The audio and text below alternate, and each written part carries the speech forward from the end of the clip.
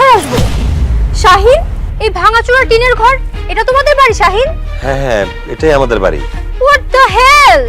শাহিন, আমি তোমাকে গরিব ভাবছিলাম, তাই তুমি এত গরিব? আমি পারবো না এই ভাঙাচোরা টিনের ঘরে থাকতে। থাকতে পারবে না কেন বৌমা? ভিতরে চৌকি আছে তো, চৌকি। চৌকি? What is that? শাহিন, আমি জীবনে সব টিনের ঘরে থাকছি? আমি কেন, আমার তো মনে হয় আমার চাকর বাকরও এরকম টিনের ঘরে থাকে না। আর এই বাড়িতে তো কোনো এসিও নাই, আমার মনে হয় অ্যাটাচ কোনো বাথরুমও হবে না এখানে। আমি এই বাড়িতে থাকতে পারবো না শাহিন, তুমি এখনই আমার জন্য একটা এসিওয়ালা হোটেল রুমের ব্যবস্থা করো। সাদিয়া, তুমি এটা কি বলতেছো? আমার বাড়ি থাকতে তুমি হোটেলে কেন থাকবা?